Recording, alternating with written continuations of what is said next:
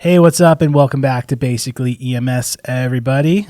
We've been gone a little while because our boy Wade was gone. Where were we at, Wade? I wasn't having a baby. My wife was having a baby, and I was supporting her. Yeah. But yeah, been dealing with that, and dealing's not the right term, but it's been an experience. A brand newborn, it just kind of feels like you're dealing with things sometimes. Yeah, my eyes are they're almost gluing themselves shut. But That's cool. That's showbiz. Yeah, that's all right. That's just make sure you're doing an audio only version of this, and it won't matter, right?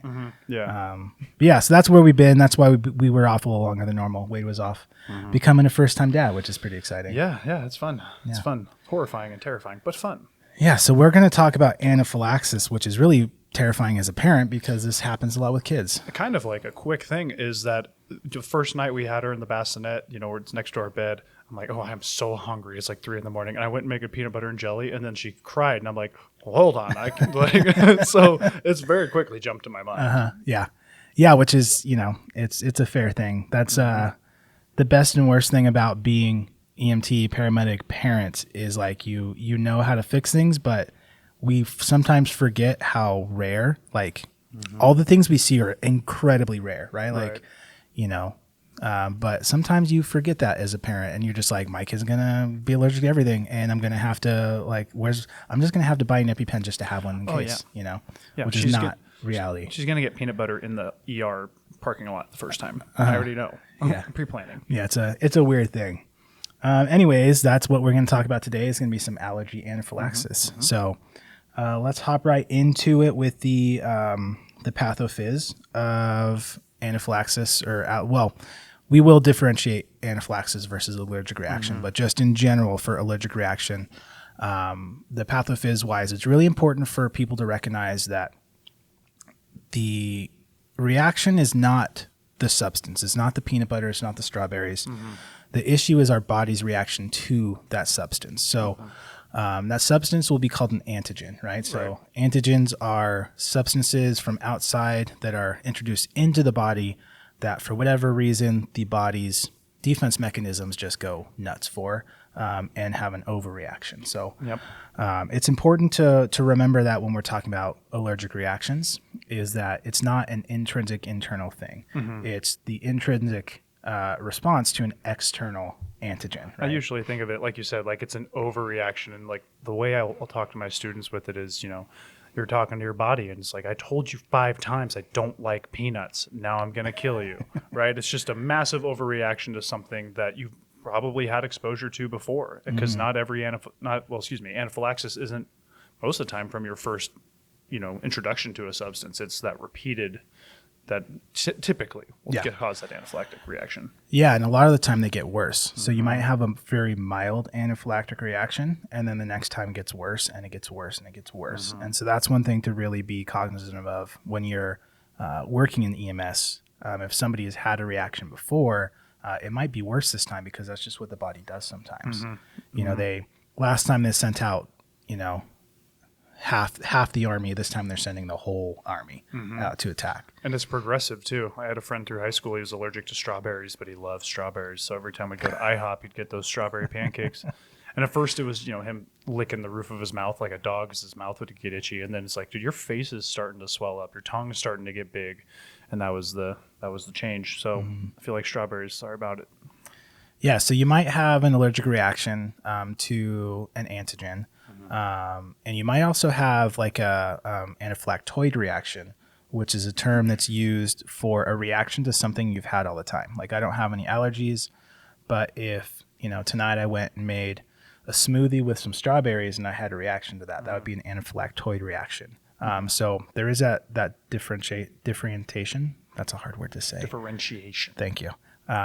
There is that, that difference from one to the other. Which can really trip us up in the field as providers because, if you have somebody who's complaining of signs and symptoms that seem like it's like, an allergic reaction, you're going to be like, well, did you eat a peanut butter sandwich? Do you have any allergies? And they're like, nope. And then it's like, wait a second, is this actually an allergic reaction? So it's important to recognize that we can have reactions to stuff we have not had reactions to in the past. Right. And so we need to be really good detectives of finding these signs and symptoms, and then we'll get into treatments later. But This is one thing that we generally are pretty aggressive on our Oh, treatment yeah. for. Yeah. I mean, we kind of talked about it and we'll get into it more, but, it's an abbreviated primary assessment because, ABC is immediately, I mean, depending on the severity, I know you've had calls just like I've had calls where you walk into the rooms like, oh, that's bad. I don't even have to see them. I can hear them around the corner. So yeah, it can be a quick thing. I think an important thing, you kind of touched on it, but just to kind of cover it, right? The difference, especially when it comes to like an NREMT perspective of allergic reaction to anaphylaxis, right? An allergic reaction is a systemic response, like you were saying, but it's typically an isolated body system. Yeah, single system. Right. Yeah. So like my buddy I was saying, like his mouth got itchy. Isolated system. When it becomes anaphylaxis, we're talking 2 or more. So airway, GI, airway, skin, GI, right? It can be all sorts of variations there. Yeah, so that's what's going to differentiate anaphylaxis versus a typical, just a simple allergic reaction. And a lot of the time, anaphylaxis will affect the airway. Right. And so that's what we need to really be concerned about. So what happens in the body essentially is whatever antigen gets introduced to the body recognizes it and it's going to send out a bunch of leukotrienes and histamine. And so it's important to recognize that that's what the body is doing and what those things do to the body essentially. So those are going to be sent out to the body and they are very, it's really hard on the cellular walls. And so this histamine will come down and it will break those cell walls down. So it causes pretty widespread vasodilation. So the container gets bigger. We need to always be thinking about that. And it will make sense when we talk about signs and symptoms, but the container gets bigger and then it also becomes really porous, which is really important for us to recognize, which is why we're going to see that swelling. If you get stung in the arm by a bee, a lot of the time that arm's going to swell up because it's sending all that histamine to the area to fight that histamine, the leukotrienes, all the immune response. It's trying to fight it, and it's going to really turn those vessels into Swiss cheese. And so Right. We're going to see that swelling, and that's because of that. And then we're going to see that widespread vasodilation, which is going to lead to other symptoms that we'll talk about. Yeah, and I think I think the description of cells turning to Swiss cheese is fantastic. The direct verbiage they're going to probably see, or you might see, is increased cellular permeability, right? So the more permeable something is, the easier things can pass through. So if you're listening to this and you're planning or you're studying for your NRMT, just don't be surprised. That's what it means. Like Chris said, that permeability, more stuff getting through. Swiss cheese, we have blood escaping cells and substances escaping cells a lot quicker. Yeah, which is going to cause all sorts of issues. So swelling and then hypovolemia and all that stuff. And it will lead, as we talk into anaphylactic shock, like how all those things are brought about with anaphylactic shock. Right. We already kind of talked about it, kind of transferring straight into anaphylaxis here about the multi-systems and airway being the big one, right? The tongue angioedema, that tongue swelling up, or even just the face, right? Like the throat swelling. But a big one, urticaria, big fancy word for hives. I'm sure anyone who's had an allergic reaction before to even just an isolated reaction knows what those hives look like, feel like. They're itchy. They're what's the word I'm looking for? They're not spreadable, contagious. I've had that argument with some people, like they got hives, it's contagious. Absolutely not. They were having a reaction, right? But that's the skin sign, the big one we're looking for, and that kind of helps classify anaphylaxis to allergic reaction. I do want to caution that people sometimes don't realize, though, that urticaria is only present in like 60 or less %, I think, of anaphylactic reactions. So, and I've seen that a lot with students of like everything else is like pointing right to it, right? They ate shellfish. They're wheezing, they're hypovolemic, they're tachycardic. Everything else is like anaphylaxis. There's nothing else. And the student's like, well, how does the skin look? Like, it looks flushed. Do I see any hives? No, there's no hives. Like, oh, well, it can't be anaphylaxis then. And then totally, miss the forest for the trees, as you will, right? Like, so don't fall into that trap of only assuming of assuming every time you're going to see hives, because that is not the case. It is a very good indicator, but it is not the be-all end-all. Right. Multi-system. Remember, it doesn't have to be skin. It could be GI. If they're like, you see airway swelling and they're like, I have just diarrhea uncontrolled. There you go. Two systems. Yeah, which kind of leads us into some common allergens. And so this can kind of dictate signs and symptoms. So food allergens are going to be a common one, right? We talk about it a lot with like with tree nut allergies or strawberries or that kind of a thing.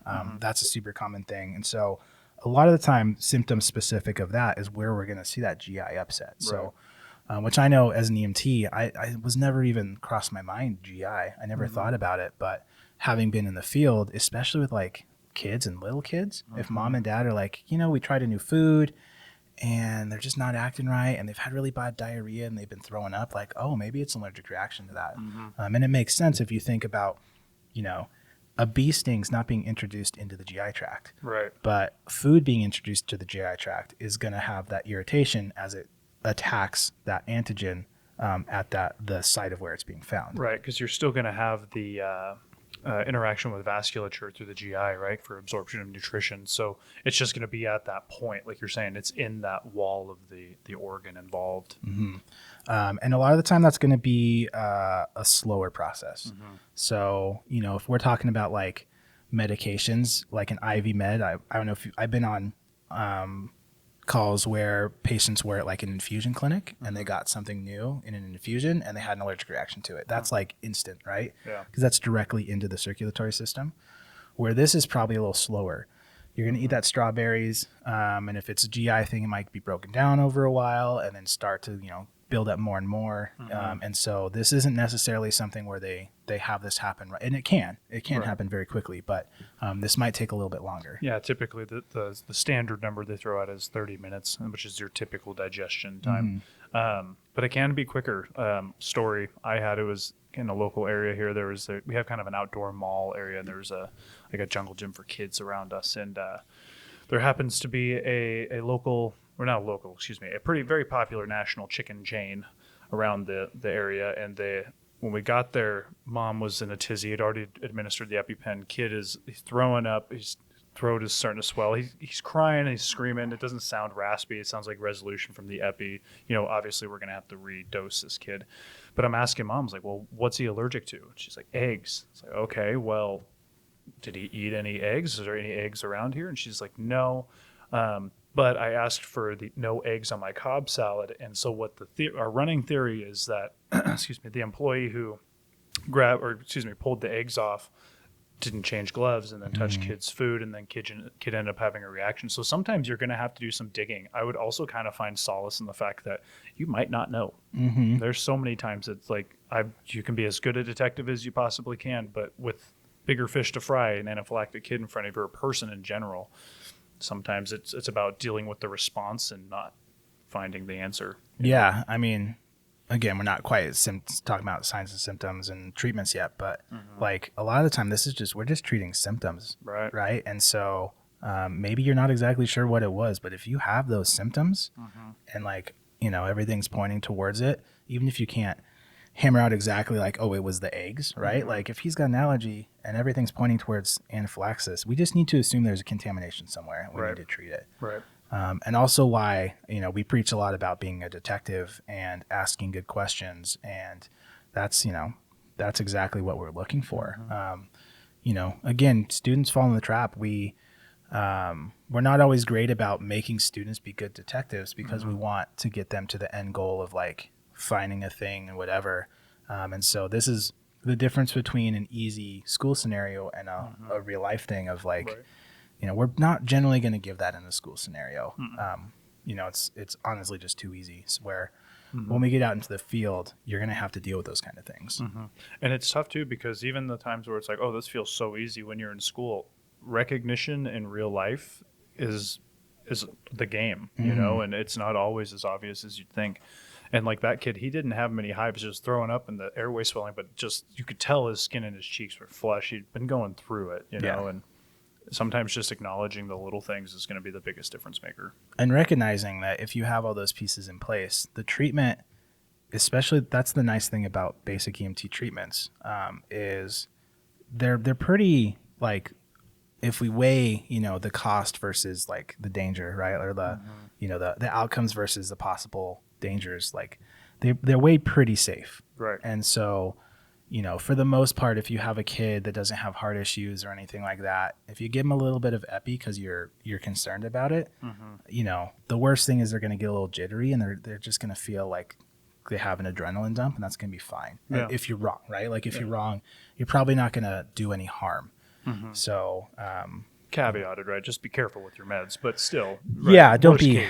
don't be cavalier out there just throwing epi at everybody. But if you're on the fence and all signs are pointing, like, and especially if you're like, oh, I have these symptoms that epinephrine could possibly treat, then it might be okay. Or, just call medical control and be like, Right. I have all these things. I'm just not sure. There's no obvious thing. Either there's no obvious story narrative that I have that says it's exactly this thing. But here's my, and I've done that a lot of times. Like, here's my suspicion.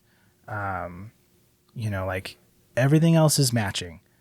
I'm really concerned. What do you think about this? Right? Like one of the craziest STEMIs, heart attacks I've ever had, didn't meet criteria on the EKG, but just spidey senses, all the other pieces of the puzzle fit. And I was like, I'm going to treat this. I'm going to be aggressive about it, and I'm going to play worst case scenario here. And I called the hospital, sent the EKG over, did all the things that you normally would do. Yeah. And I even called and said, hey, you'll see. I understand the EKG is not meeting criteria.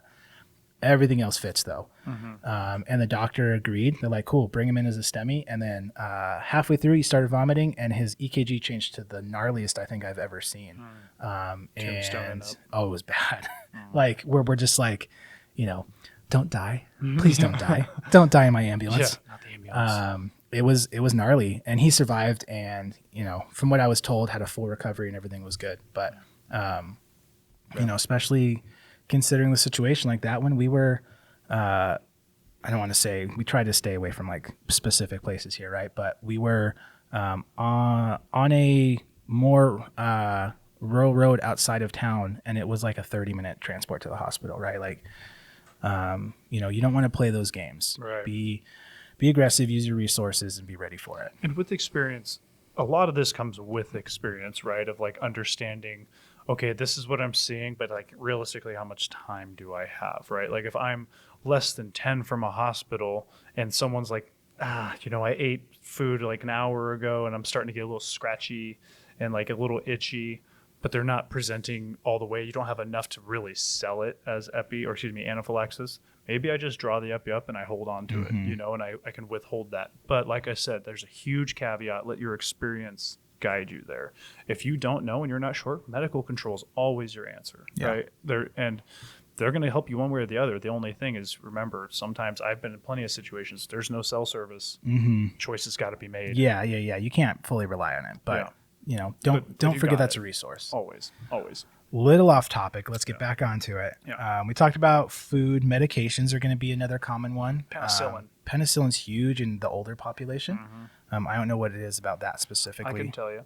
So it was because of how frequently it was used, because penicillin was the wonder drug for everything, right? And so that was the only antibiotic used for so long that people developed a resistance to it and then became a congenital resistance. Interesting. Yeah. Well, I mean, it makes sense, right? Like I've had so many old people like penicillins, or some people just all the cillins are allergic to. So those are pretty common. NSAIDs are going to be another common one that you might see. So non-steroidal anti-inflammatory. So Advil, ibuprofen, acetaminophen, those kind of things. Yeah. So one thing I do want to talk about in here with meds, it's our treatment med. Is that I've gotten this question: what if they're allergic to epi? Realistically, is it impossible? I can't say absolutely not. Though I did a lot of research into EpiPens, and it tends not to be the epi that people are allergic to. It's a sulfide-based preservative that they're allergic to. So when they're like, oh, I'm allergic to my EpiPen, not quite, right? Because the body makes epi. Like, once again, is it impossible? Can't say no. But I can't say yes, it's impossible, excuse me. But, keep that in mind too. And because I've just had so many students ask, well, what if they're allergic to epi? Are we just, up a creek? It's like, kind of, but also we don't use the same things, right? We're using non-epi pens. We're drawing up our own epinephrine. Yeah, there should be no possibility because we produce, epinephrine, we're just giving the same thing that our body produces, right? Our body produces epinephrine from our adrenal glands. It's already there, so there shouldn't be that, but that can be the case of being allergic to that. Like there used to be, what med was it? It might have been ipratropium bromide. That there was like big concerns about people with like cherry allergies, right? And shellfish was on that list It was too. shellfish. Yeah. And what they found was there was just a preservative that was put in that medication, or preservative or something that was derived from cherry pits or shellfish or whatever it was, right? And so that's just one of those long-standing things where, like, when I went through, I think EMT school, it was still a thing, but by medic school, it's like, oh, it's not really a thing anymore. But the old school guys just didn't get it, and there had to be some re-education. Like, well, it was just because of how it was produced. They're not allergic to. It's not this, right? It was just because of what else is in those meds. I think I might have gotten shellfish with fentanyl. I think that was one that they were using fentanyl preservative that was a derivative of shellfish. My bad for the misinformation. Yeah, and this is older stuff, but when you're out in the field, you'll find out about this stuff. So just keep that in mind, that a lot of the time it could not necessarily be the med itself, but something else that is part of that medication that allows us to administer that medication. Yeah. So meds can be administered obviously a couple different ways. It's important to remember they can come through the digestive system, right? We have, they call them enteral versus parenteral medications. So enteral will be through the digestive tract, whereas parenteral are going to be outside of the digestive tract. So there's a little National Registry knowledge for you. And so the amount of time you have before the body reacts to this could be significantly different. An IV medication being pushed is going to be more or less instant versus an oral medication is going to be longer. Right. And the general way I remembered it was the faster it hits the bloodstream, the faster they react, right? Yeah. So if we're getting an IV, it's obviously straight to the bloodstream. If they got to eat it, it's going to take some time to digest and break down. If it's something on the skin, it might take some time for the transdermal effects to start going on. It's just, if you remember, the faster it hits the bloodstream, the faster and harder the reaction hits, you're going to be okay. Yeah. Yeah, I had kind of a funny, it's not funny, it wasn't funny for the patient, funny for us. A call where somebody was in an infusion clinic and got an IV with something that they said it was giving him an allergic reaction. So the doctor of the clinic went to administer epi. And from what I could gather, they gave the 0.3 or 0.5, whatever, of epi, but they didn't do it IM. They did that IV. And I'm pretty sure they gave, so the epi, and I'm sure we'll talk about it later, the epi we give IM is a 1 to 10,000 medication, where IV is 1 to 1,000. So it's much more concentrated. I'm pretty sure they gave like half a milligram of cardiac epi in the IV. And it was just interesting talking to the lady because she was like flushed and hypertensive, and it came down as we were transporting her. But I was like, what are you feeling? She's like, now I feel okay, but I just felt like my whole body was on fire. It's the worst experience I've ever had. I thought I was going to die. My heart felt like it was going to explode, but I just felt like my skin was just going to burst into flames. I was like, ooh, it was gnarly. Yeah, that's one of those situations where you're like, well, it sucks to be that guy because I'm not going to, own the mistakes if you make the mistakes, but some of them are harsh. That was a bad one. Oh, man. Moving down, plants are going to be another thing that we can see allergic reactions to. So, that could be ivy poison oak, those kind of things, pollens, all sorts of different things. I'd say just be familiar with the plants in your area. Not obviously no one, well, maybe you are, but I'm not going to pretend like I know every single plant that exists in this, high desert biome we live in, but it's a sagebrush, the little things, the poison oaks, poison ivies, be just loosely familiar, right? Especially poison oak, poison ivy, be able to identify, because you want to talk about seen, not safe. Walk into that and you'll figure things out real quick. Yeah, and there are plenty of people that have really mild allergies to plants too, right? Like the seasonal allergies are just going to be super mild allergies that are not going to cause any anaphylactic reactions or anything like that. Right. Just be aware that is an allergy. It's just a very mild allergy. This comes back to that 1 to 2 systems, right? If it's 2 systems, we got to be a little bit more concerned. If they're having just a snotty nose, that sucks. Yeah, runny eyes, snotty nose. We're definitely not going to give them epi. Right. No. No. Not qualifying. Not yet. Chemicals are another one that we're going to see. The big one for healthcare is going to be latex. And I haven't seen latex gloves in 10 plus years. They made the best balloons. I remember that from when I was a kid. Yeah. but they're just not common anymore. So that's one thing to be aware of. Maybe like latex allergies. If you, I don't know anywhere. I doubt they really make them anymore, but it is a possibility that I guess there could still be latex gloves out there. That's one I ran a call for a person who was allergic to latex and they had a reaction because of the contraceptive they chose there. So sometimes it's not obvious, but another one is, and this is the thing I feel like I've seen a lot of students get tripped up on, is they run through their sample and they haphazardly do the sample history because I got to hit my points, check my boxes, right? But like pay attention, because sometimes they might say something. It's like, oh, I'm allergic to this brand of soap or this brand of shampoo, right? And it's like little things, or like, what's your laundry detergent? I've asked so many of those questions, and it's stuff that like if you hear a doctor or you hear another provider asking, like, oh, that's a good one, I'm adding that to repertoire. 'Cause, I mean, even there was a person out of the local prison, one of the local prisons here, who he had like multiple allergic reactions because of the detergent they were using in clothes. This wasn't my call. I was talking to the medic who ran it though, and like they literally ran him like 3 different times because there's like they change the soap reaction, change the soap reaction. So keep in mind it's not always obvious, right? Do the digging once again, but just ask the questions. If you're not asking questions, or you stop asking questions and you still don't have an answer, you're not doing a good enough job. You got to keep digging. Yeah, and it could be all sorts of things, right? Like you said, like laundry soaps. My little sister is the same way. I remember as a kid, she always just had welts, and it took a long time for my parents to figure out, like, oh, it's whatever, like laundry soap, and they had to get a different laundry soap, and it went away. And her, I think, at least one of her kids has the same thing, right? Like it could be all sorts of things, and so, that's one of the really important things to ask if you're suspecting an allergic reaction, is like, what has changed between when this started and before? Like what new has been introduced, and ask those questions. And maybe it's a food, maybe it's a medication, maybe it's laundry soap, right? Like it could be all sorts of different things. Remember, it might not even be a brand new thing. They may have been the second time you're using this soap, and that the first time they're like, yeah, it was a little itchy, didn't think much of it. Second time, there we go, anaphylaxis. And then coming down, the last kind of major category is going to be insect bites, right? So, or stings. This is a trademark one. Yeah, like that's really kind of if you're going to get this this kind of patient in school, it's probably going to be food allergy. I do food allergy all the time when I'm giving scenarios, or a bee sting kind of a thing, right? Bees, wasps, whatever. And so those are generally going to be pretty quick because those are going to be injected, right? So it's going to be, those reactions tend to happen a lot faster than like a food allergy would. Right. Which is important to think about. Yeah. And then depending on, what they got into or what got after them, right? If you think about things like wasps tend not to run by themselves.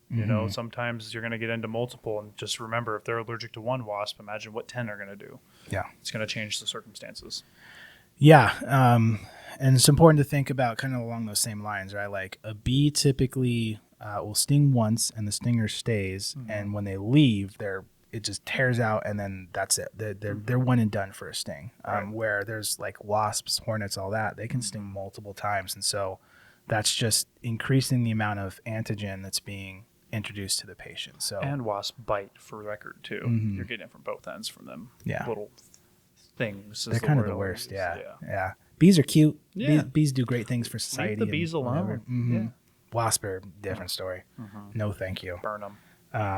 So yeah, it's important to remember, if it's fire ants that people are allergic to, whatever, that even maybe if it's a mild allergy, but they get caught by, they step on a red ant colony and they get a bunch of bites, it can progress to be much more significant than it has in the past, just due to the nature of how much they're being introduced to. Right. And this is I completely forgot about this till just this moment. A call that came out, one of our old coworkers was telling me about it, like when we were working there, and it was a guy who was not paying attention, and he was eating out of a bag, and he put something in his mouth that bit him, and he was allergic to spiders. And he, oh man. So yeah, keep in mind, it could be a weird spot too. But, man. That's like a Dr. House kind of a thing. Yeah. Final Destination. It's coming for you, dude. That sucks. Also, watch your food. I don't know. I feel like, I mean, I get it. You're like watching TV, just munching on some Doritos, right? Like you're not looking at the Dorito bag. That's fair. Because then you're going to see how much is left, and you'll be like, oh well, I should probably stop, right? Ignorance is bliss if you can just keep going without looking, That's fair. That's fair. you know. Insect stings are going to be one of the more common deadly allergies. And a lot of patients, according to our notes here, like upwards of half of patients that are killed by insect bites have never had that reaction before. Right. So that's an important thing to think about. And accounting for around 62 deaths a year. So that's around 30 people have never been stung by a bee, which what a good life. If you've never been stung by a bee, like you got stung by a bee at 40. Yeah. Good for you. I say that all the time to my kids are terrified. I'm like, you've never been stung before. What are you terrified? Like, you know what I mean? I guess I'm scared of like being bit by a snake, and I've never been bit by a snake, but like, I feel like that's different. I feel agree. like that's different because, yeah, we'll get into that later. Snakes are just, ugh.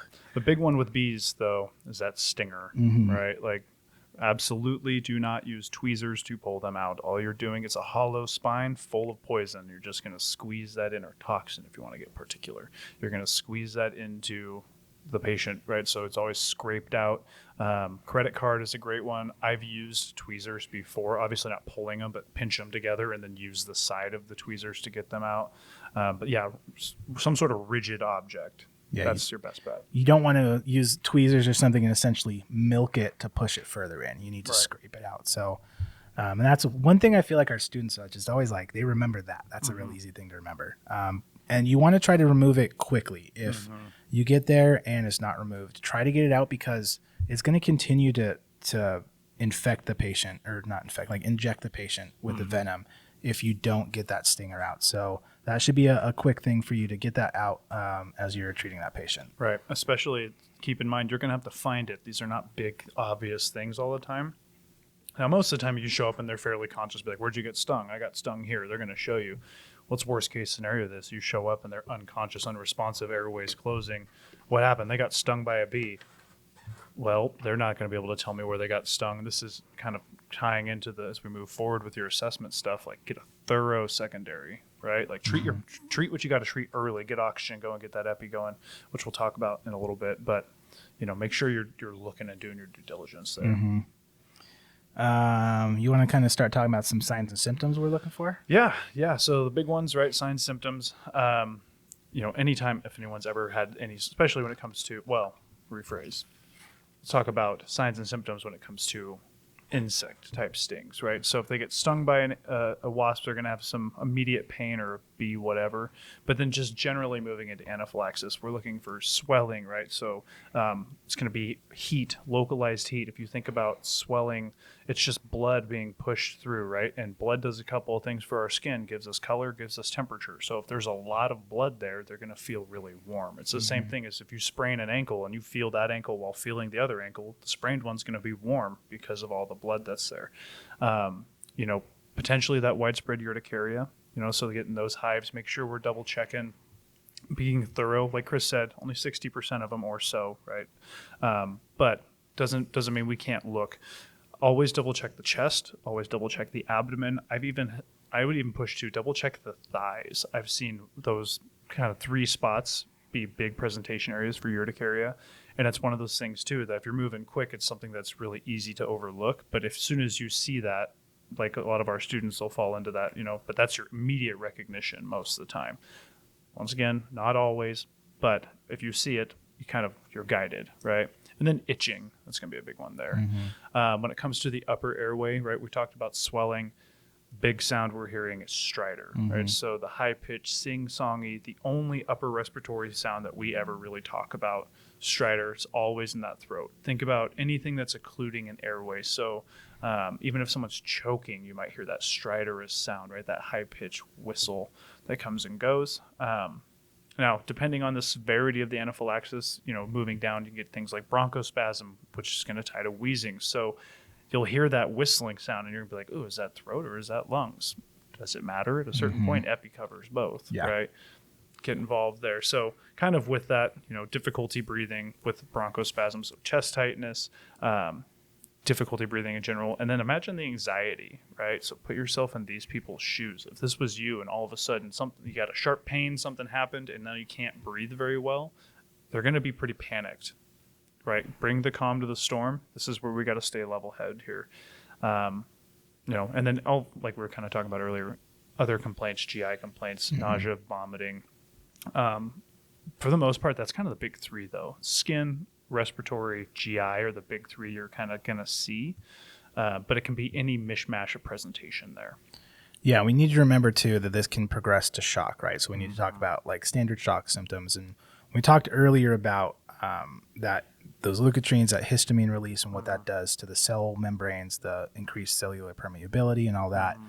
It starts to kind of tie in and make sense, right? So I am going to start to swell. And if I'm swelling in my airway, that's going to cause constriction. So it's going to cause, depending on where that constriction is, we can have that stridor or we can have some wheezing, right? So that makes perfect sense if you think about that. On top of that, you're just going to have some general constriction of the airways anyways. And the way it was described to me is like, it's closing the gates to the castle, right? The body recognizes something that I don't like is I'm being attacked and I'm going to not allow any more of it, right? And so the airway starts to shut down and it's going to be swelling from that leaky fluid, the leaky cell membranes allowing those airways to swell. So we need to be thinking about, obviously, like you were talking about the ABCs. I don't think I've ever heard that before, the guard the castle. That's good. Yeah, like it's always been a good visualization to me of like, oh yeah, that's why it's closing down. Yeah. So airway, we're going to be seeing that. Some other symptoms, we're going to be seeing some increased respiratory rate, and maybe you're going to be looking for that, those signs of increased respiratory effort, right? So you're going to be looking for nasal flaring. You might see that good tripod position is very common for these patients as they're trying to open their airways. That's why we sit in a tripod. Or that sniff too. Yeah, the sniffing position. You might see some accessory muscle use, all those things. Some 1 to 2 word dyspnea shows up. Yeah, the standard respiratory complaint kind of signs and symptoms we're going to see in these patients because their airways are so tight, right? They're breathing through a coffee stir instead of a big straw. So you're going to see a lot of that, and it all makes sense if you think about what happens in the body. Then moving down kind of to the circulatory system, same thing we talked about before. Those veins and arteries get bigger and they become leaky. And so if we're thinking about our perfusion and our perfusion triangle, right, as the vessel that holds everything gets larger, as the pipes get bigger and they start to leak, the pressure within that system is going to go down. Right. So it's important to remember that's going to happen. So we'll probably see pale skin, except, we can see pale skin, but typically that urticaria is going to be bright red with pale behind it, right? Is a lot of the time what we're going to see. And if I have a bee sting on my arm, that's going to be really flushed and red, and I might have some pale extremities outside of that. So that's not uncommon to see some pale skin. Or it could be flushed as well because all that blood is being leaked out into the skin too. So you can see kind of both ways on that. Right. So make sure you're just really looking at skin. And pro tip stuff, if people are stung on the arm, hand, whatever, jewelry needs to come off very, very quickly. You can Google all sorts of horror pictures of swelling around a ring. Yeah. If you can get it off, get it off. I will also say, if you can pull it off before you have to cut it off, you'll never make an enemy like an old woman who you just cut off her widowed husband, her wedding ring. She's going to hate you for the rest of her days. There might not be many, but she's going to hate you. I promise. I mean, they can, hopefully she has more days. Yeah. And that's why you did it. Yeah. We're doing a good job. But yeah, and they can fix that stuff, right? Like, don't feel bad if you have to cut a ring off. They can take it to a jeweler and have it fixed, right? It's a lot better than them losing a finger because for sure. Because of the swelling around it. Depends on who you ask, but yeah, I agree. Sentiment, I agree. Fair enough. So yeah, we're talking about the circulation, right? So we have the skin signs. And if we're thinking about compensation, as the size of the vessels get larger, we need to keep that pressure up. And so the heart rate's going to go up. So tachycardia is a very common thing that we're going to see for these patients. So keep that in mind. You might see some tachycardia there as well with these patients. So, ABCs is a lot of what we're going to be looking for, right? Check that airway, make sure that airway is clear and patent, or listen. Make sure you listen to lung sounds. Do not skip lung sounds on these patients. Listen for your lung sounds, look for that accessory muscle use, and then look for those general shocky symptoms, right? Yeah. So that tachycardia is probably going to be present. They depending on how progressed they are, they might be hypotensive as well, as they're just leaking fluid everywhere, and their veins and arteries are really big, right? When it comes to lung sounds, one, make sure an adults are listening to their back, because you're going to miss things if you don't. Think about tissue placement on adults.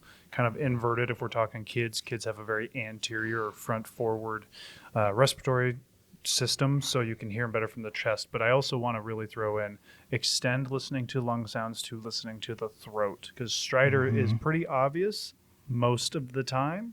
There are times it's not. Take the extra 5 seconds, listen to their throat. If it's sing-songy, you're finding your answer a lot quicker. Yeah. One other thing we didn't talk about that's always good to look for in patients that you suspect maybe are having some sort of allergic reaction is going to be medical allergy.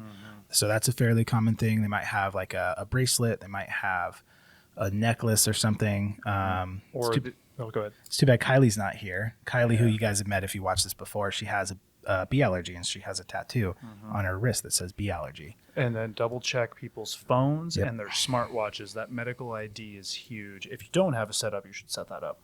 I've used that a lot, double checking that, they're allergic to whatever. And then, sure enough, here we are. Yeah.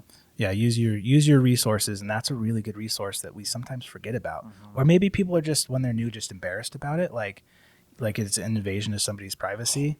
And I feel like if I was like over here and I couldn't breathe, like, yes, please look at my phone. You know what I mean? Like, you can look for my medical history. Yeah. It's fine. So you can save my life. I mean, maybe I'm just a bad person, but I'm so nosy when it's like, go through that person's phone. It's like, already doing it. I get it. Yeah. Oh, yeah. Your wife was asking for you to bring some milk home. Okay, cool. Yeah. Your wife texts you. Oh, yeah. Sorry. Yeah. Oh, yeah. Your dog's real cute, man. Yeah. Cool. So yeah, don't forget about that, right? Look for those things on top of the normal signs and symptoms, because you might find something there that can help. And again, at that point, you probably already know what's going on, but it just further cements that, like, okay, I'm on the right track, so I know what to do here.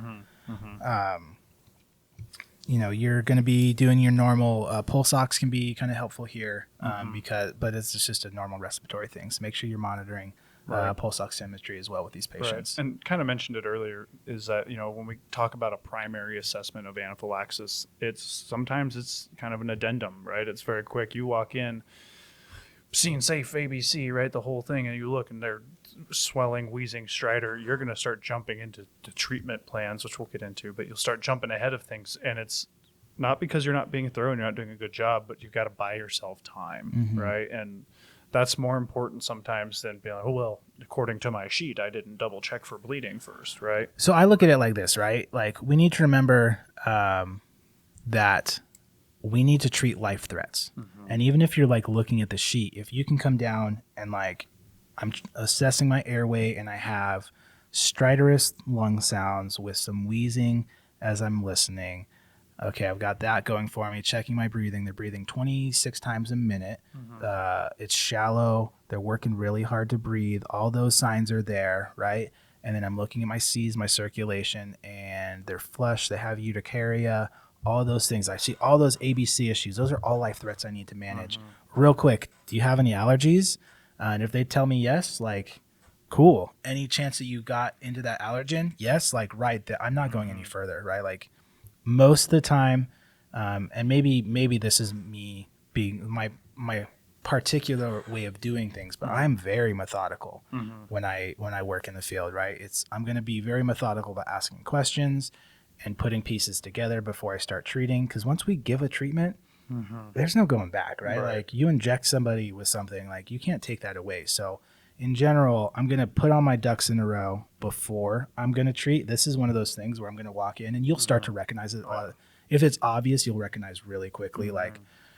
Or this is thankfully a lot of the time where good dispatch information comes in of like, patient has an allergy to nuts and they got contaminated with something and now they're having trouble breathing. So you can come in on scene and be like, oh, visually everything's matching what I was told. You think you're having an allergic reaction?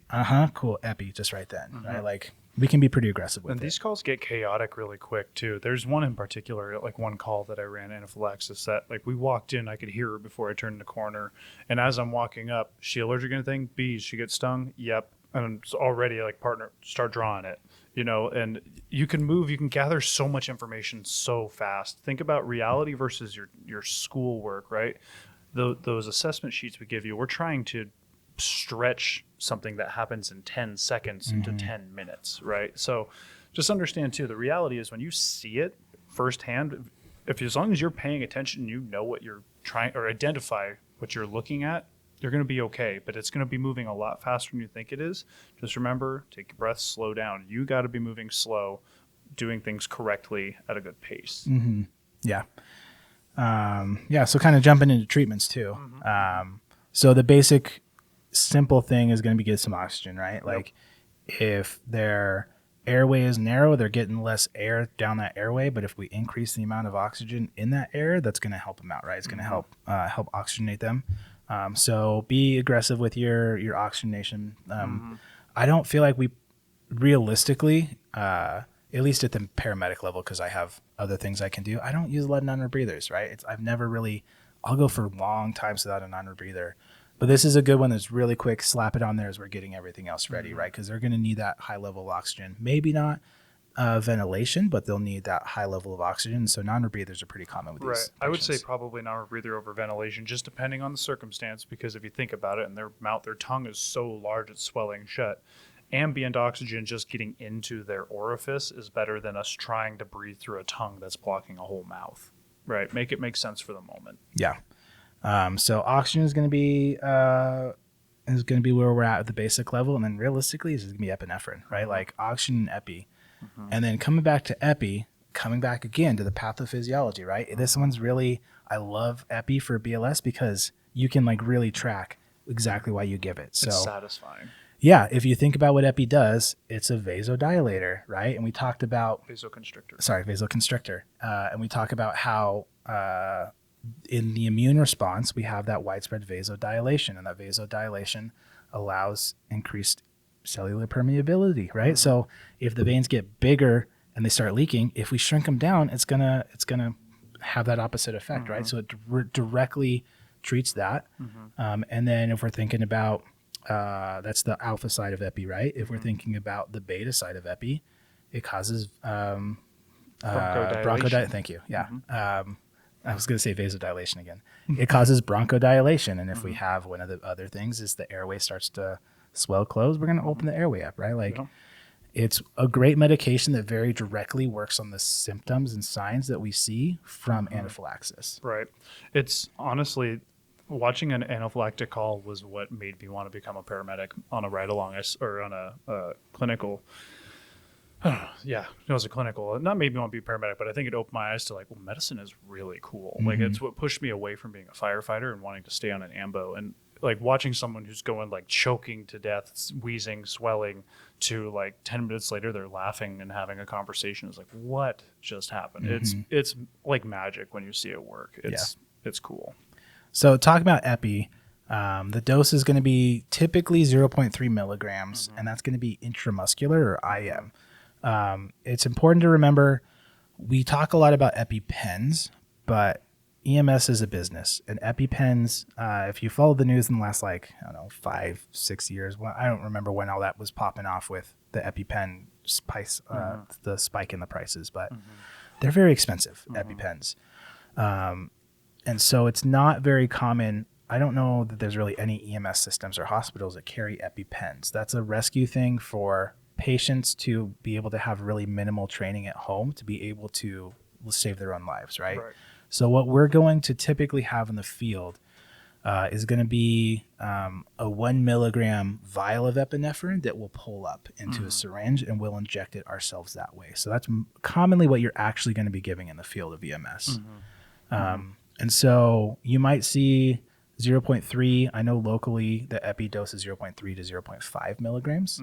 That's the protocol here. As far as what you give, to me, like, are they really a very large person? They'll probably get 0.5. Are they more average size? Probably 0.3. But you you'll hear a lot about EpiPens, and like, how long you hold it and all this stuff. You're probably not going to give one of those. Well, your protocols may only allow you to administer an EpiPen if the patient already has it and assist with their EpiPen. Yeah. So know your protocols, but EpiPens are going to be 0.3 milligrams. I usually caveat it with, and this comes with experience once again, so just don't, off the rip, you're brand new to EMS, don't assume that you know these things, because realistically you don't. And if you can't humble yourself and acknowledge that you don't know it, you need to look in the mirror a little bit. But how I would frame it is, if you walk up and they got an EpiPen and they need it right now, give it to them. There's no reason to withhold that. That said, I've had plenty of, hey, I ate peanuts 10 minutes ago. I'm just getting a little scratchy. We got time. Let's draw up our epi. Let's save them a little bit of money. I'm a big believer that patient advocacy does move to their finances, with the thought that, if need be in a life-saving circumstance, I'm going to use what I got to use. And if you have the EpiPen and it's going to be quicker, we're going to use it.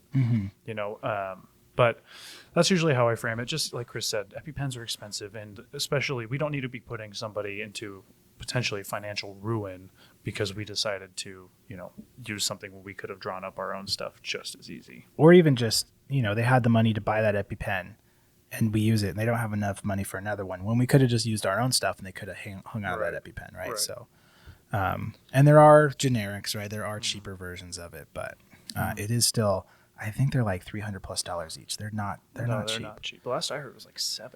Really? Yeah. It's an expensive thing. This is also one of those that we don't often, especially at the basic level, because most of the meds are not pediatric approved, but this is know your pediatric doses for epi. Nationally, the one they look at is 0.15 milligrams. So if nationally NREMT is 0.3 for adults, 0.15 milligrams for pediatrics, know that number, because the last thing we want to do is we show up on scene pediatric. I mean, kids are already raised the bar a little bit, but the last thing we want to do is like, okay, hold on. What's the kid's dose? I can be look through it, right? Because we still got to make sure that this kid's getting the care they need. Know the number. Yeah, that's a nice thing that's changed since I started. Is it used to be weight-based, and now it's typically just follows the EpiPen Junior, which is 0.15. And I would verify with your book. I think the National Registry is now following the EpiPen Junior dosing, which would be anybody below 30 kilograms or 66 pounds gets the pediatric dose of 0.15 milligrams, and anybody over 30 kilograms gets the adult dose. I think, does that sound right to you? Yeah. I would verify that if you're listening to this, like check what your book says and make sure you're following what your book says. But I believe that is where everybody's at now, is they're all kind of following that formula. And that's one of those things too. That's a skill that you want to talk about. We could do a whole other episode about little skills to build, a good provider. But looking at someone and being able to eyeball a weight is huge, especially for that exact moment, of like, I'm not sure. When in doubt, you can always go with the bigger dose if need be, but be cognizant, check your protocols, know what your agency wants you to do there. Yeah, I mean, 30 kilograms, like that's going to be a kid. Hopefully you have the parents there who have some sort of idea of about how much their kid weighs. Right. And then we need to remember they can burn through that epi. If it's a longer transport, ALS would be a really good thing to get it, because we have Benadryl that we can give to really help, because that's an antihistamine, block that histamine. We can do famotidine for the stomach stuff. We can do IV epi drips to continually give them some low dose epi to help keep those back. Nebulized epi too. Yeah, that's racemic nebulized epi. That works. So the paramedic scope, there's a lot that we can do for these patients. You at the BLS level can get there and really, you can be the lifesaver. But we want to, because they're going to go to the hospital and they're going to be treated for a while to make sure everything's good. So get ALS if you can. If not, then be ready for them to start to show those signs and symptoms again. Know your protocols to see about redosing that epi. Right. One thing I always thought was interesting, because like we just kind of figure it out based off of signs and symptoms, right? That's what's fun about EMS, in my opinion. So I was like, what about the hospital? Like, how do they call somebody like an anaphylactic reaction or whatever? Like, and so I talked to a nurse one time. I was like, do you guys have like blood work that shows like that there was a histamine response. And she's like, nope, same as you guys. We just have to find the story and give some epi if we think it's that, and watch for any changes to tell us we're doing the right thing, which is that's cool. We're not often on the same page with medicine. Not that we're not, but we're line of sight and they're lab based. So it's they tend to have a lot more tools that we don't have. Right. And I was just always assumed that they had like some cool way, because that one time specifically, we brought in a patient that I treated as an allergic reaction, but I was like, I don't know. I wasn't 100% sure, and like asked the nurse, like, how are you guys going to figure it out? She's like, oh, the same way you did. I'm like, oh, cool. Interesting. So yeah, give your epi. Know your protocols, know your doses. And then watch for the epi. We don't talk about this enough in EMT school. Like, watch what the epi does to tell you if you're on the right track, right? Watch for that airway to start to clear up. Watch for that heart rate to come down. It doesn't make sense if you think about it initially. You would think epi would bring the heart rate up, but as those veins and arteries clamp down, the pressure is going to go up, the heart rate can go down. So you'll typically see the heart rate come down. But watch for that hypertension to go away and all those things. And don't be shocked if, like, they're tachycardic when you get there, and they're, like, well, I'm making these numbers up, but like tachycardic at 120, and then after a little while, they're still tachycardic, but at like 105. Yeah.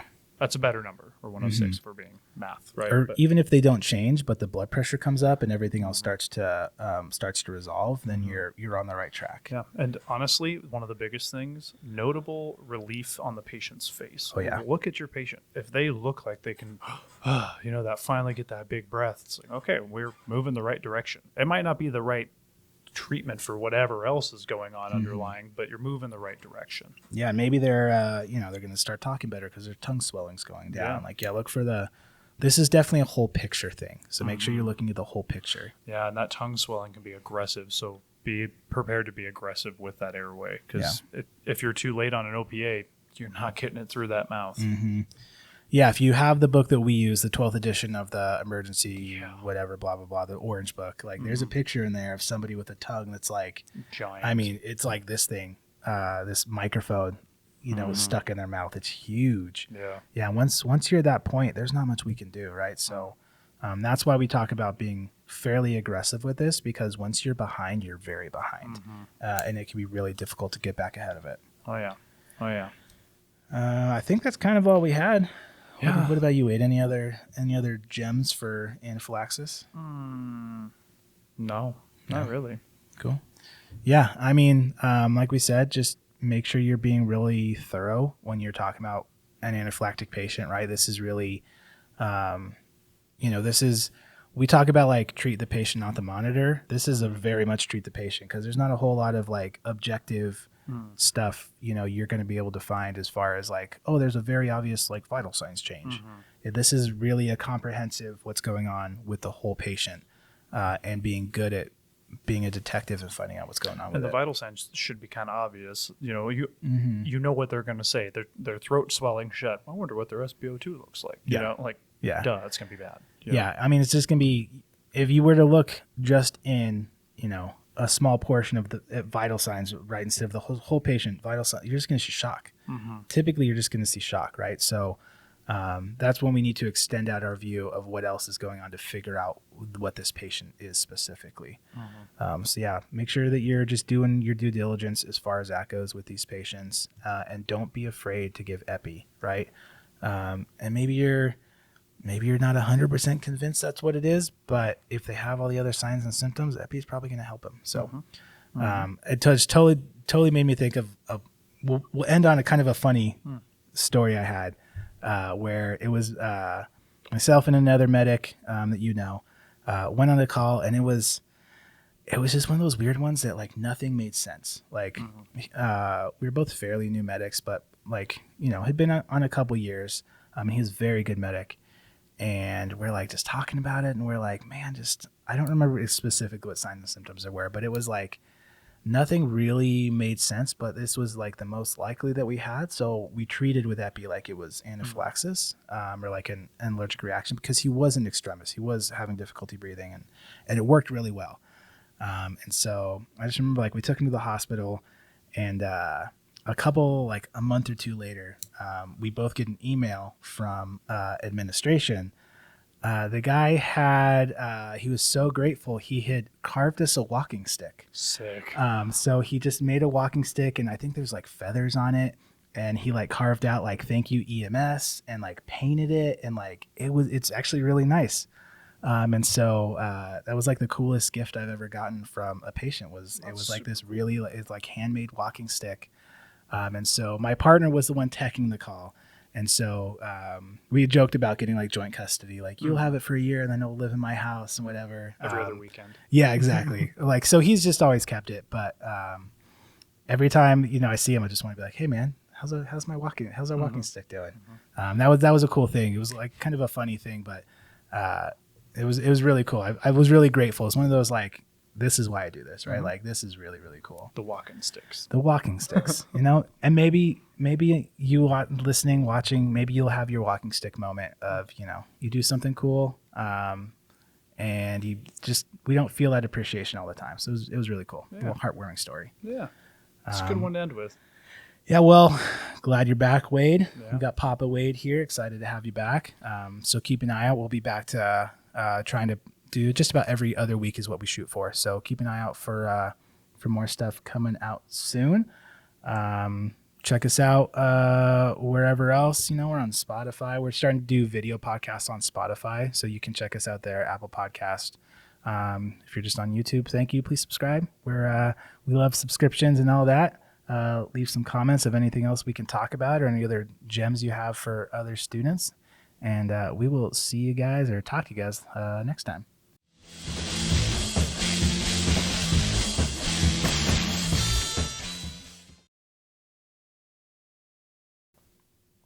Finger guns.